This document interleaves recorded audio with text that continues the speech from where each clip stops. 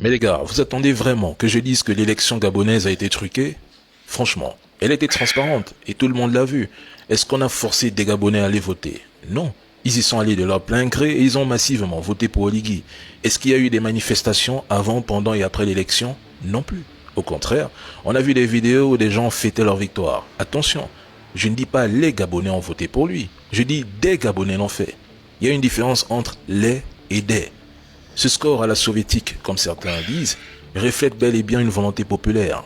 Ça fait 1 an que je le dis, ici. Cette élection était un non-événement. Il ne fallait pas s'attendre à des surprises. Depuis le premier jour du coup d'État, des Gabonais voulaient voir Oligui à la tête du pays.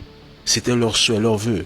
Je parle des Gabonais, pas les Gabonais, nuance. Et à mes yeux, il n'y a pas eu de tricherie. Ce score est réel. Beaucoup de gens ne voulaient pas de Billy Bizo au pouvoir. On ne va pas non plus faire semblant et dire qu'on lui a volé l'élection avec 3%. Il faut être fair-play dans la vie des gars. Oligui a pris 90% des voix. C'est une victoire par chaos technique. Maintenant, les Gabonais vont le juger sur les 7 ans à venir. Est-ce qu'il fera ce qu'il a promis? Ils verront. Mais il n'y a eu aucune manipulation derrière cette élection. Tout le monde savait qu'il allait gagner. Je l'avais même dit il y a 1 an. Et je l'ai répété ici.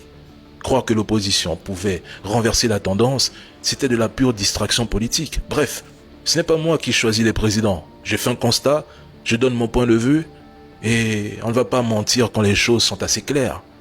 Des Gabonais l'ont choisi, ils ont l'avenir de leur pays entre leurs mains.